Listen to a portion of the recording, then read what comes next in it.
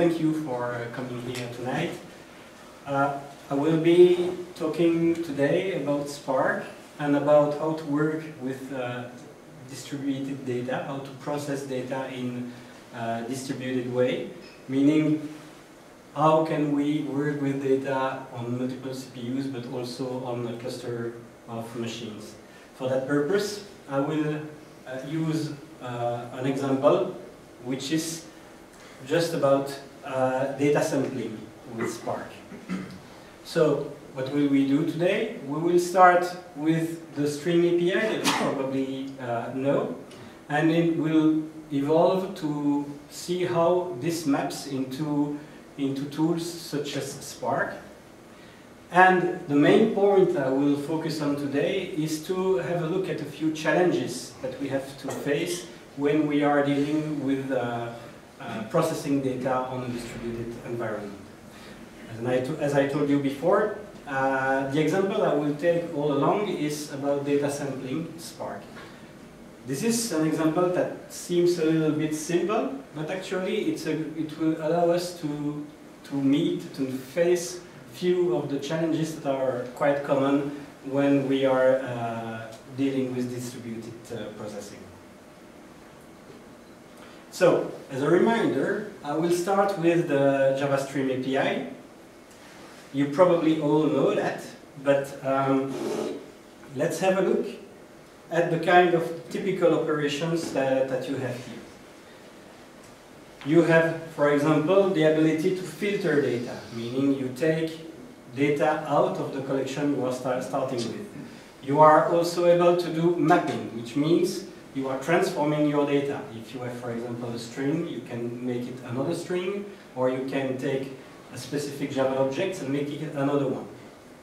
And usually, you end your stream processing by doing either a reduce or a collect. The collect will just issue a new collection from the one you started with, while the reduce will actually just create a new object, typically by taking them 2 by 2 to combine them. You noticed that I use different colors here, and this is to stress the fact that some of these operations, the red one, are actually not doing anything when you call the API.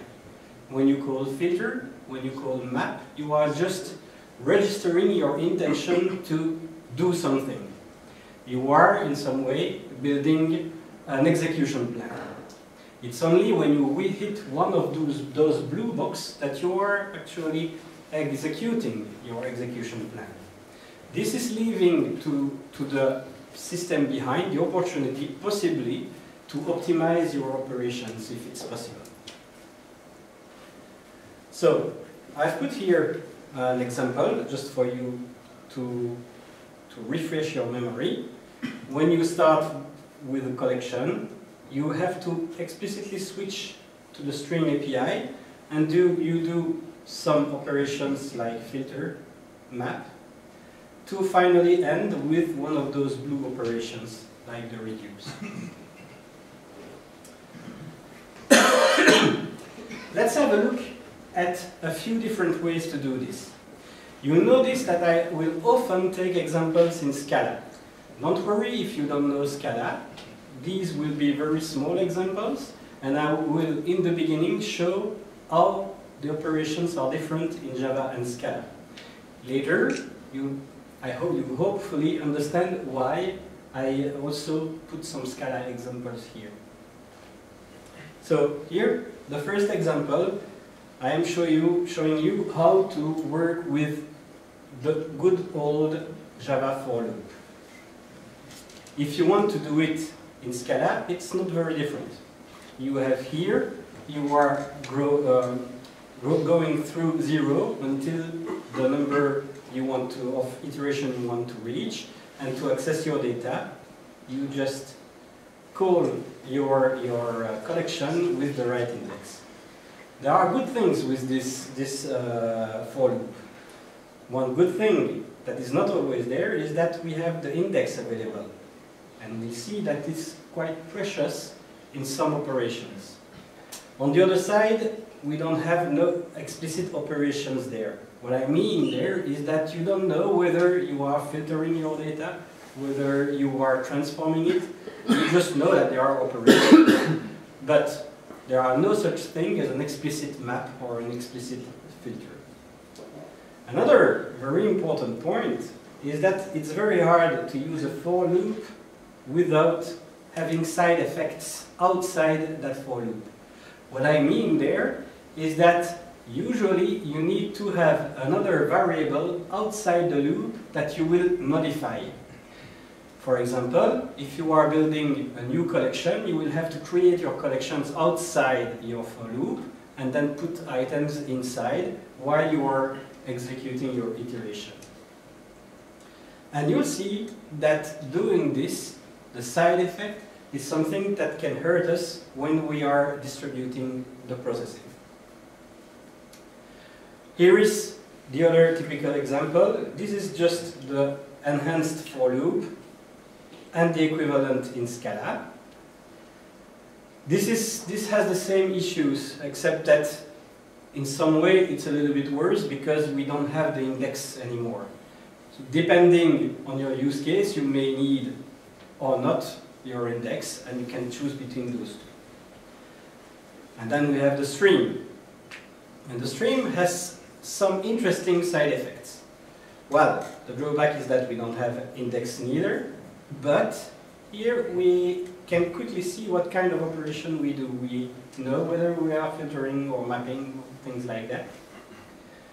And more interestingly, you can either completely stop the side effects or at least identifying them. Why? Because the compiler will stop you from accessing variables outside the loop that are not final. And this is a very important point, because if some people think that the variables outside the loop are final just because we are doing lambdas, well, it's true, but it's not only that. When we are doing parallel processing, we want to avoid having side effect, so we would like to avoid modifying any data outside the loop.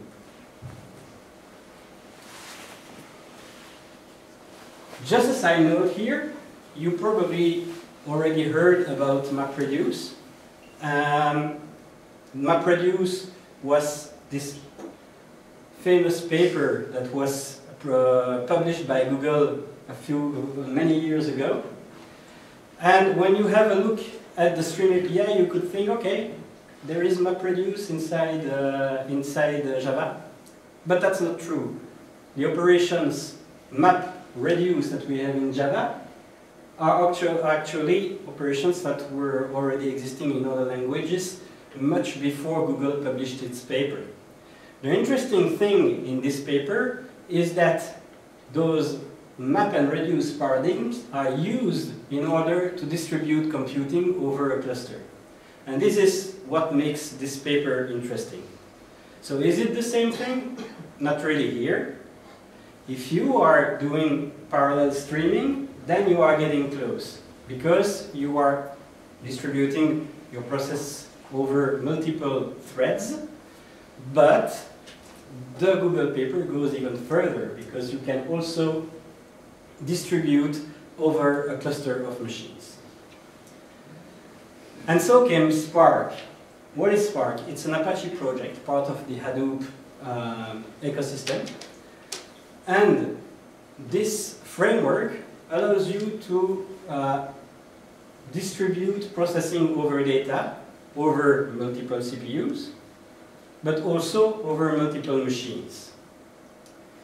It has a support for large data sets that we commonly call big data. That means that if your data doesn't stand inside a machine, you can distribute and divide your data into small chunks called partitions, put them over a distributed file system and process it with Spark. Now, you certainly have heard about Hadoop MapReduce. So how does it stand? How does it compare with Spark? Well, actually, Hadoop MapReduce is mostly working on disk. It's not using a lot of memory, and that makes it slow. With Spark, it will first try to process your data in memory, and it's only if it doesn't have enough memory that it will use the disk. Another strong advantage for Spark is that you can code it in Scala, which was actually the original language used to code it, but also in Java, and partially in Python or R. Maybe you noticed that in my first slide I said I would use Spark Core API to this talk. Actually, this is just one Spark API among others. We have a lot of other APIs, like Spark SQL, Spark Streaming, and so on, that all rely on the Core API. Just out of curiosity, are there a lot of people here who ever used Spark? A few of them, less than 10. So how many ever used Spark Core here? Use in the production or just make it for fun? Usually there are very few people who use Spark Core. The most popular API is this one. We have a Scala, but SQL is nice. And the reason why this Spark SQL API is the most used is because you first end up with less code, and so it's less error-prone, but also because it's hiding many of the challenges that you are facing when you are distributing computing. So that's a good thing, because you don't have to worry about these, but when something goes wrong with Spark SQL, you'd better know how this is mapped into the Spark Core and the architecture of Spark to really understand how you can act to fix it. Also, normally Spark SQL is supposed to optimize your processing. Sometimes it doesn't fit, and then you have to go down to Spark Core. So, in order to illustrate the problems you can face here, I will focus today on the Spark Core API. As I told you before, I will use an example to illustrate those problems, which is about data sampling. So I have a large data set, possibly with large n elements, okay? And I want to take a few of them at random and extract it from the data set. So for instance, let's say that each box here is one element of the data set. Maybe I want just to extract those with a black dot in the middle. There are many reasons why you would like to do that.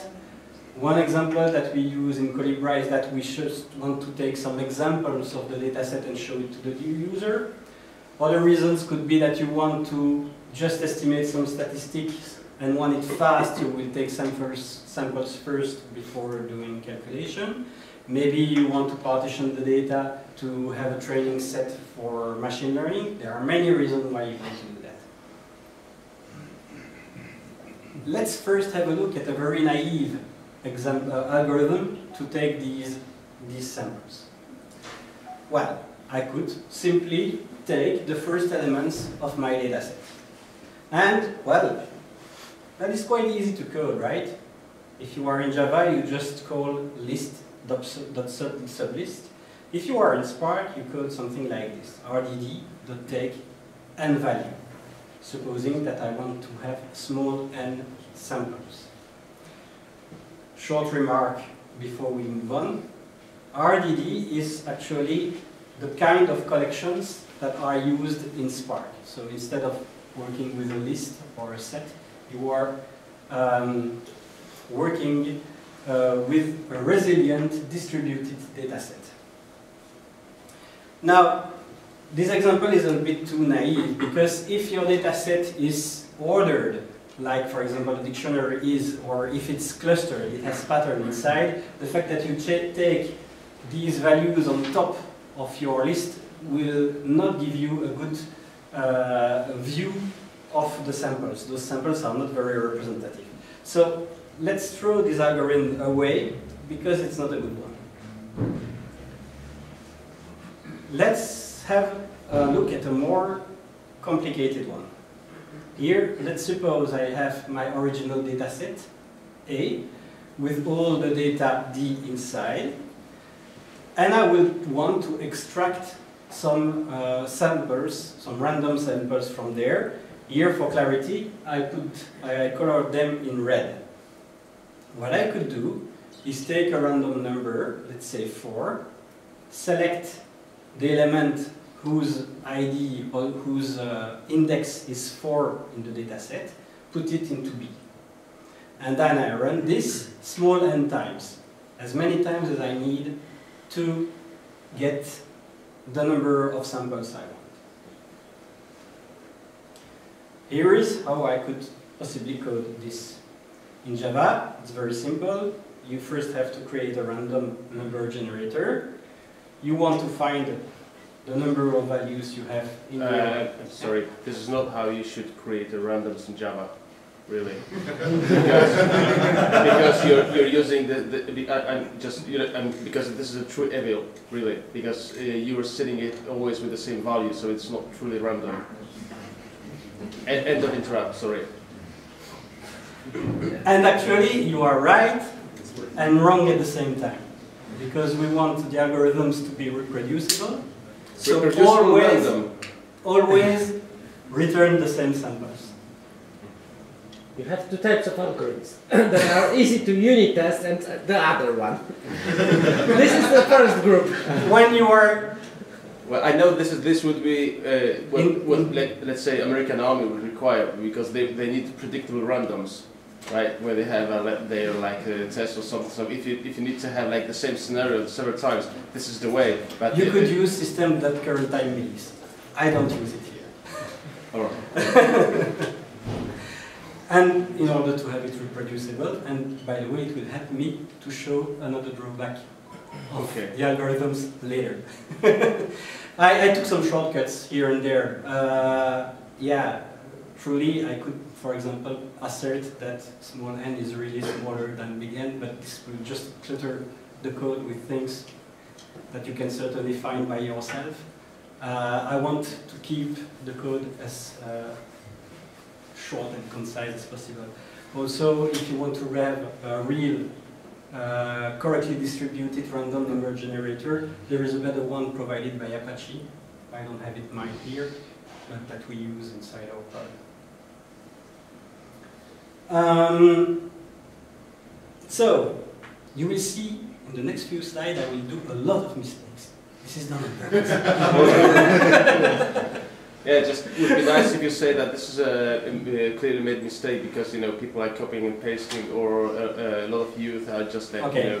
But my point is to go over the mistakes. Yeah. So we should not ask about choosing the same element many times. In this case, about duplicates. Yeah. This is also something we have to care about, but which will make the code a little bit more. So I didn't put it here.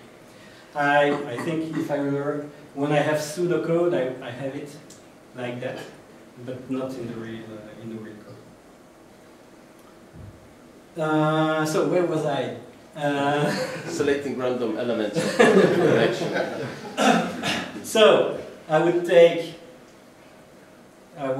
have a look at the size of my data set, and I will create an empty B data set, and I will run small n times this loop here, which allows me to select, to get a random element out of this data set and put it into a new one.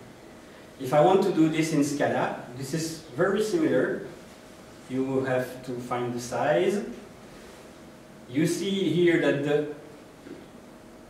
the collection we will be using is instead of a buffer, and please be aware that here I had to put it mutable in order to put new elements inside while I'm running my loop. And then this is pretty much the same kind of operations as we did before.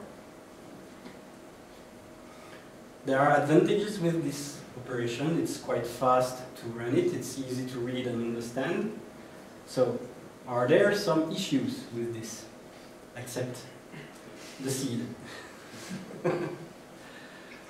Let's have a look at how Spark is designed. If you are running Spark in a cluster, this is a typical architecture you might have. You have a cluster manager who is there to know exactly what machines are in your cluster. And you have a first program which is starting when you start using Spark, which is the driver program. The driver program is the piece of code that will know exactly what to do. It will run once and only transfer to the workers the pieces of code that can be distributed and executed over other machines. So typically, only the piece of code that are working on your collection will be transferred to your worker. All code that is general and has to run only once will be executed by your driver. So let's have a look at this piece of code that we just had before and see how it could be distributed in that kind of architecture, knowing that this is not Spark code. Please be aware of that. Well, as I told you, all the code that has to run only once will be executed. Here is this piece of code in blue. The code that has to run on the data, that has to run to a loop, should be executed and controlled by the cluster manager, while the code inside your loop should be sent to the worker nodes for execution in parallel. Please note also that maybe your data set is a little bit too large to fit into the single machines. So it will be divided into small chunks that we call partition.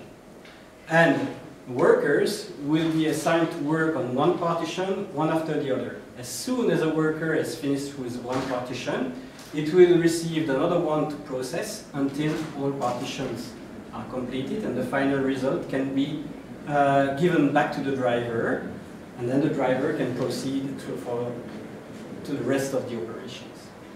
Now, there is something that doesn't work there. Many things that do not work. The first thing that do not work is that inside my loop, I'm not working on data. I'm working on the number of samples that I want to process. And this is not a good way to work with Spark. We'll see that later. Second thing that doesn't work is that we have side effects in our loop, meaning that each time we run our loop once, we are actually modifying a collection that is outside. So how should the distributed system change a data set that is held by the driver? Maybe it could recreate a new copy of this B set into each worker node, but then the question comes, how do we merge? For example, if the order in which we are creating it is important, this is something that we cannot ensure. So, in this example, I want to show you a first thing that is very important when working with distributed data set, is that we should never have side effects. So the code that you are distributed should not directly modify variables outside of the loop. And this is certainly one of the reason why our variables are final in Java when you are using the Stream API. We want as much as possible to prevent changes into the variables outside the scope of your stream. Now, you will probably say that it's still possible. I have seen some people who are creating wrappers around their values so that they get around the final constraint. Well, if you do that and you parallelize your code, then you have to be careful because you might have surprising behavior. Or brave. Or brave. So, well, let's have a look at the code we have here in Scala. So this is a fast operation. Unfortunately, this loop has a side effect. We are changing our mutable buffer. So this is not really a good way to work. This is not scalable. Well, let's try now to use functional programming to see if it can help us here. If I use this functional style in Java, well, the first thing we could do is to use recursion. And we can see that if you have a large data set, you will have problem because you will get a Stack Overflow quite fast. So the problem with Java, if you want to use recursion, is that you have a limited number of calls you can do. So it's better then to try this with a language that supports the functional programming a little bit more. Here it's using a technique called tail recursion to avoid going into Stack Overflow. Unfortunately, yeah. But in Java you have trampoline pattern. Yes, it makes a code much more complicated. But you don't have a Stack Overflow. Well, maybe there are tools that Yeah. Unfortunately, this kind of pattern doesn't fit neither, because you cannot, even though you are preventing your side effect, because as you can see here, you are creating your data set here, you are passing it in every iteration of your recursive call, so you never modify in parallel your data set, but actually you are not parallelized neither. Each iteration is executed one after the other, so this is not a good idea. If we do it in Spark, you'll have a code that is quite similar, but that can be parallelized. Or can it? Let's have a look.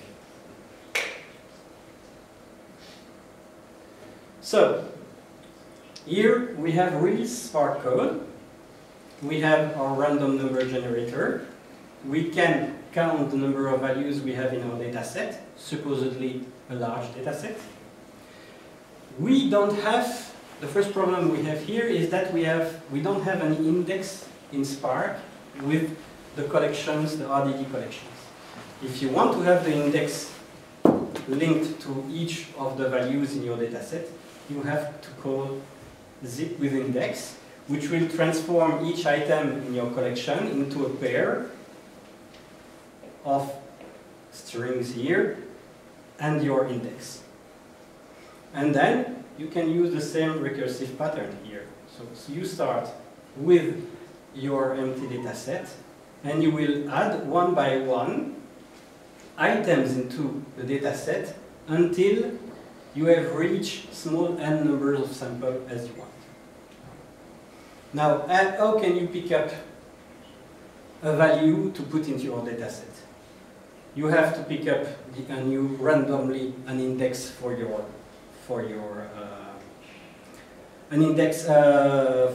value, and then what you have to do there is find out what value is at that particular index. And there is no way to have random access to a specific value in Spark. The only way to do that is to filter the full data set in order to extract a value. And so you filter, having just one value as a result to your filter, you collect, get the, whoops. Where is it?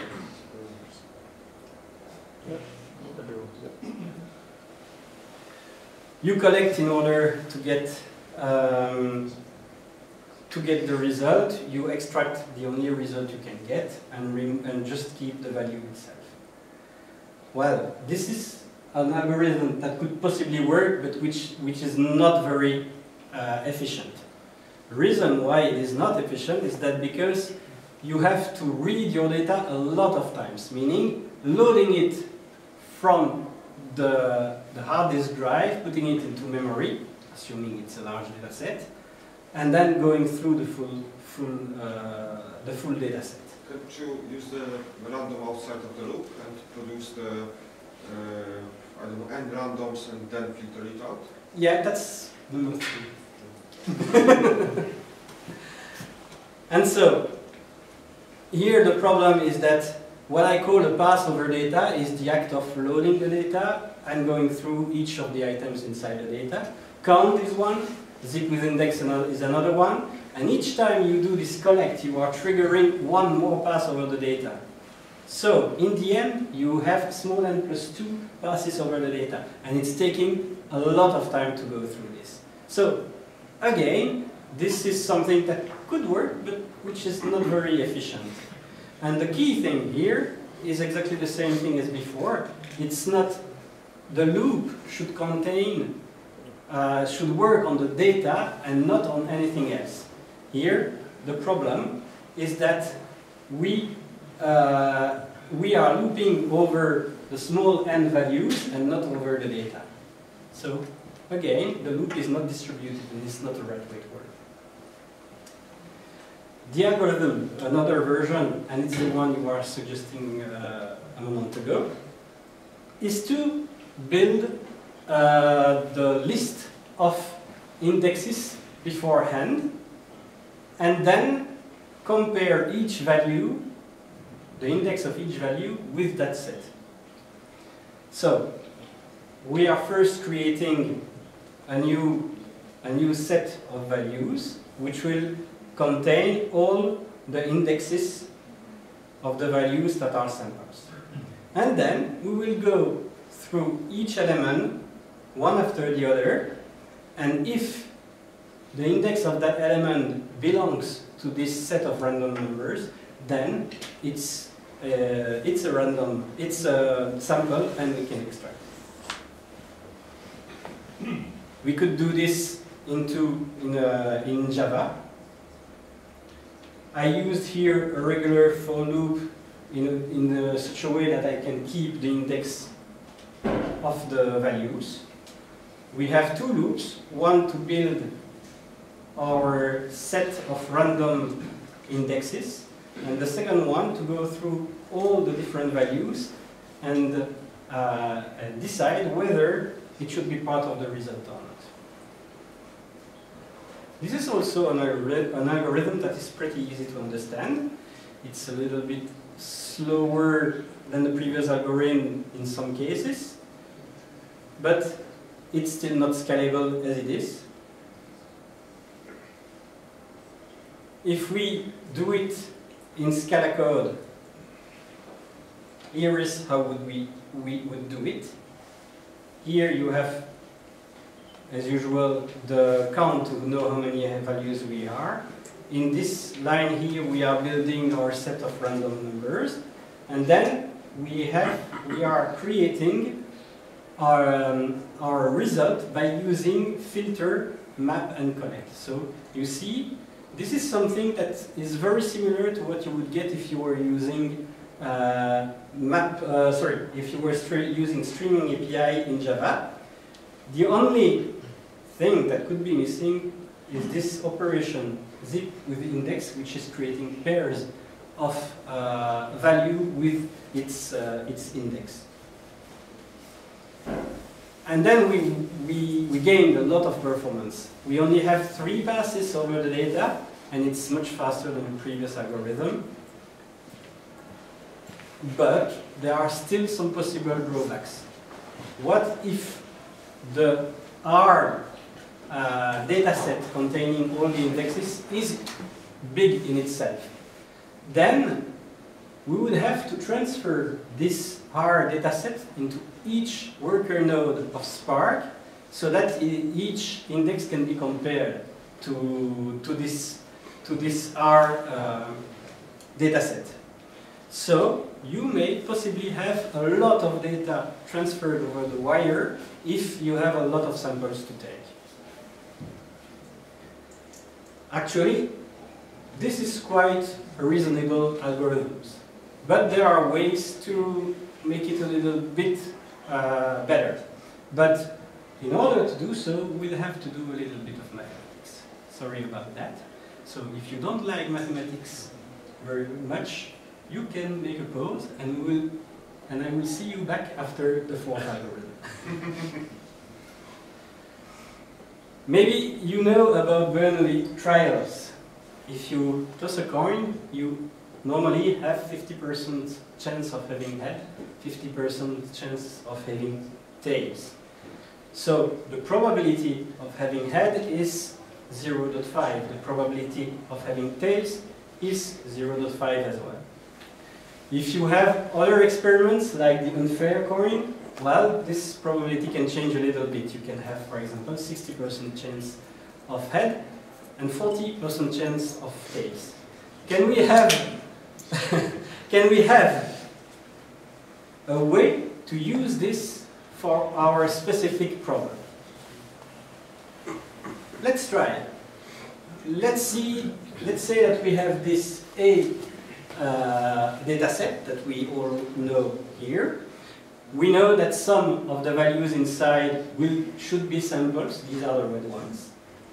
And so we know, because we know small n, we know large n, we can define the probability that if we pick an element inside this bag will be a random sample or will not be a random. How do we calculate that? If we have, for example, 13 elements in our bag, 9 elements that are not samples, 4 that are samples, then the probability that we have a sample if we take random is 31%.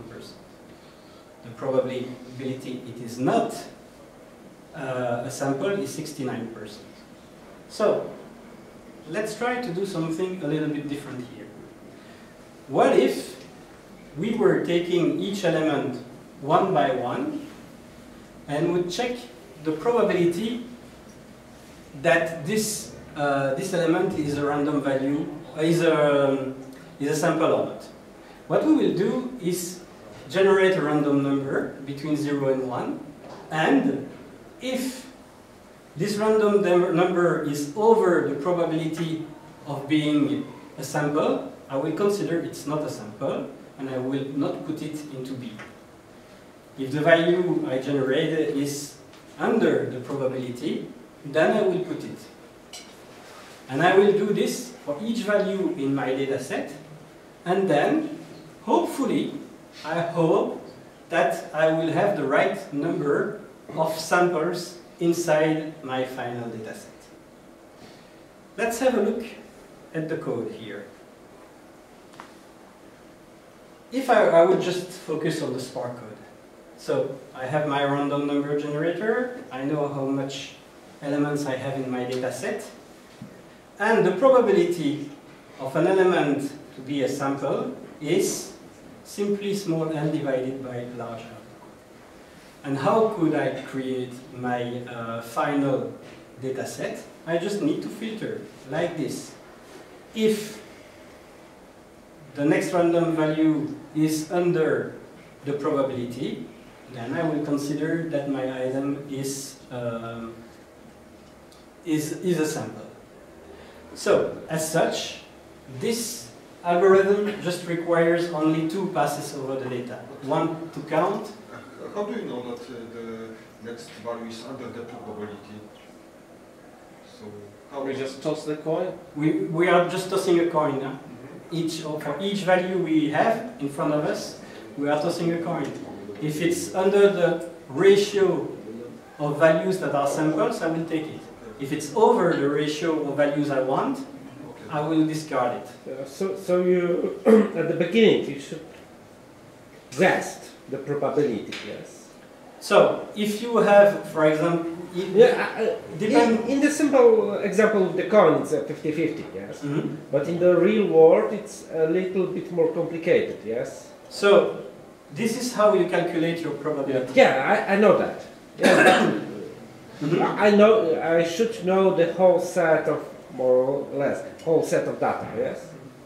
Yes, that's the reason why here in this example I'm doing a count first. Okay, so that I can calculate the probability. So it works only if the Only if we know our data set and we know our data model. Yes.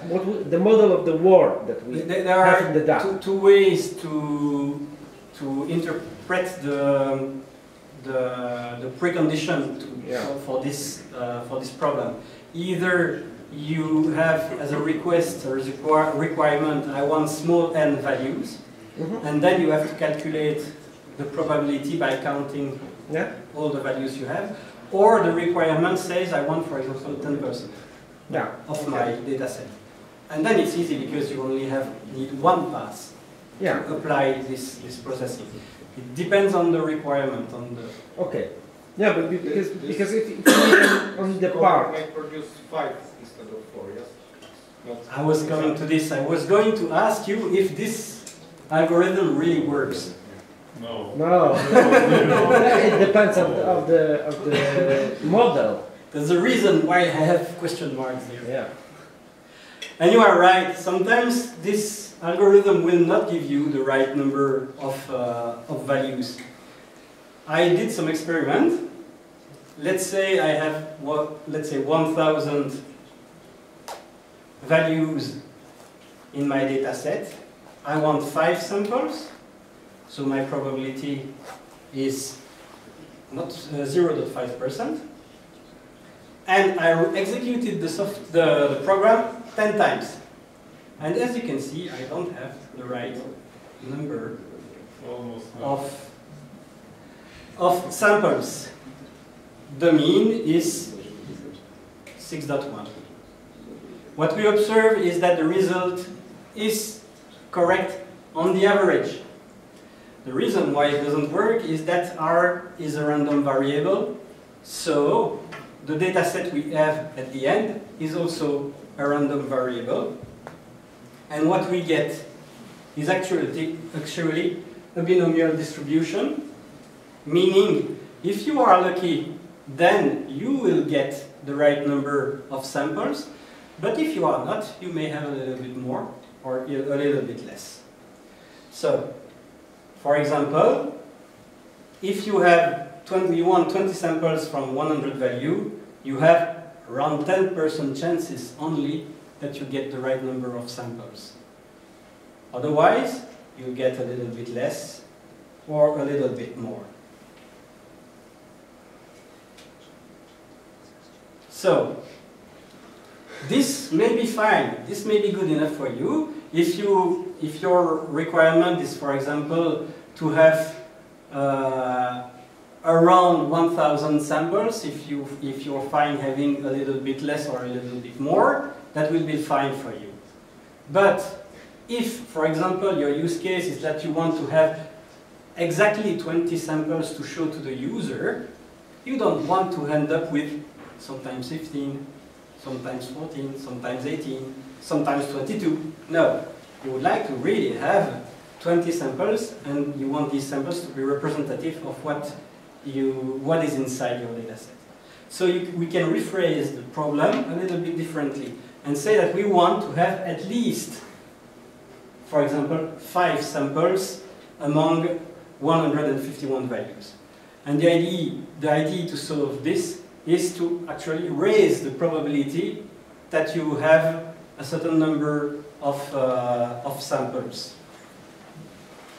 I won't go into the details there. I hope you remember your math classes. A typical way to raise this probability is to add several times the standard deviation. So for instance here, if we add 3 times the standard deviation, we have 98% chances of having at least the number of samples that we want. But then, if you have more samples that you want, be careful that you have to resample the resulting data set again. But then, you are no longer in the world of big data, and you can do it with another of the algorithms that we saw earlier that can execute quite fast locally. Just one thing, just don't use the first algorithm we saw, which was to take the first elements in your resulting dataset, because then you are leaving the tail of your dataset out again. And yet, there is still a small problem with that algorithm. If I run this many times, I got the expected mean in Scala, the expected variance in Scala. If I run it in Spark, I have the expected mean, but I don't have the expected variance. Why could that be? No one? No one knows? Let's have a look at this R random number generator. This random number generator is created outside your loop. So it's part of the driver program. It's part of the input of your processing, if you will. That means that this R variable has to be transferred to each worker node. And because we used a fixed seed, each worker will provide exactly the same random numbers on each worker node. So, if one node is producing more samples than it should, then each node will produce more values than it should. So, the variance will grow that way. Depending on your requirement, you could solve this, for example, by using system.currentTimeRelease and making sure that everything is really random. That's a way. Another way is to actually generate seeds and send a different seed to each worker node so that they really are random. So,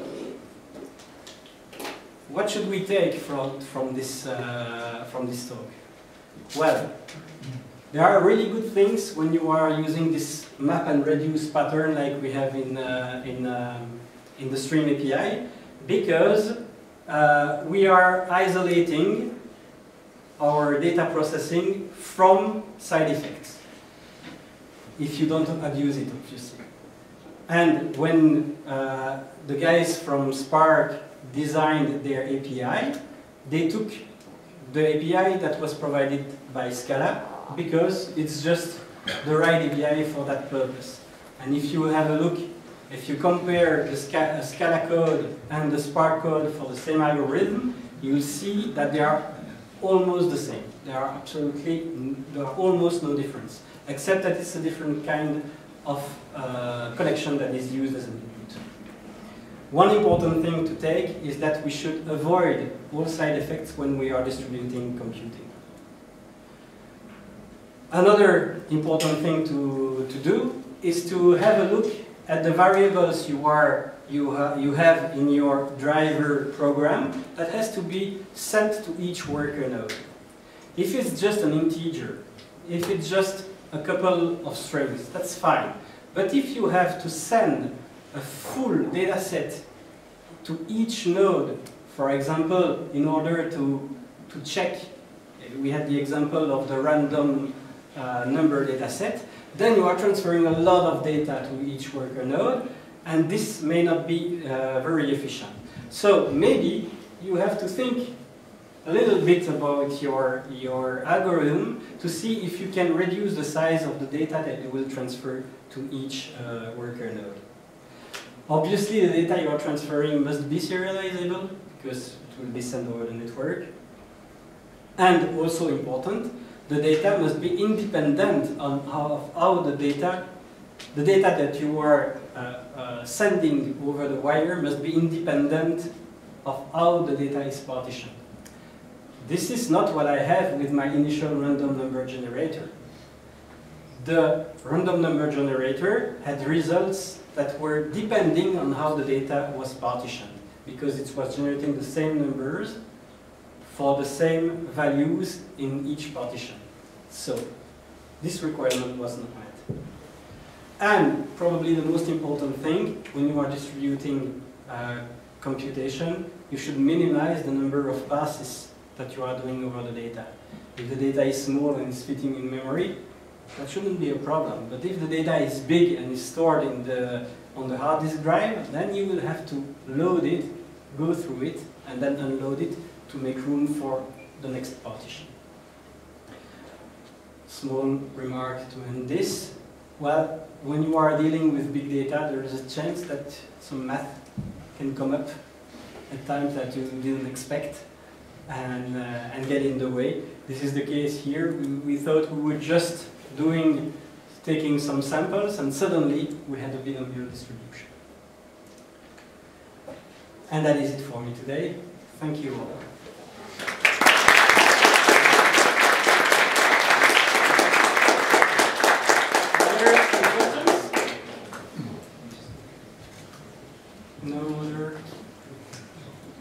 Where does the binomial distribution come from? Sorry? Why is it binomial distribution? This is what we get when we are doing Bernoulli experiments. Yeah. Okay. So the thing is, when you are tossing a coin, if you are lucky, you will get the same number of tail and heads. But if you are not unlucky, you get a little more, a little bit less. And if you draw a chart with how lucky you are, you get the binomial distribution. It's drawn by life, basically. Cool. So is there any definite version of algorithm in this case? Sorry? Definite version of algorithm in the example. So actually in Spark you have a random sample algorithm, and it's the last one. Okay. So if you call, I don't remember exactly the name of the API, but if you call samples on your RDD, you will get a binomial distribution. So in other words, it doesn't guarantee the number of samples? No, but in case of big data, most of the time you want more or less a specific number of values. You usually don't want a very precise number. Okay. So, any other question? I have a question here. For me, the Kafka stream mapping looks very similar to Spark. Could you maybe tell me the difference, the biggest difference? And we can also divide the data on multiple partitions and streaming them parallel. Is it really, I don't know, some big difference or big benefit of using Spark? To be honest, I don't know Kafka enough. Right, I just saw it on the... Yes, some people here are using Kafka. I don't know if they are there here today. That's actually a good question. One of the next talk that we can do is actually about Kafka. This is another thing we introduced right now to the software. So maybe that's a good comparison to check with Tomasz how it will compare with streaming API. Mm-hmm. Cool. It's a good the question. concept is very similar. I was just interested. Maybe the algorithm is more sophisticated here. I don't know Kafka enough, but that's an interesting point. I'd be curious to know more about that. Okay, if there are no other questions, I think there are still some drinks and food there. Yeah, guys, feel invited to get some drinks and food or whatever. Stay talk to Maxime. Make sure to question him more. Thank you very much. Thank you.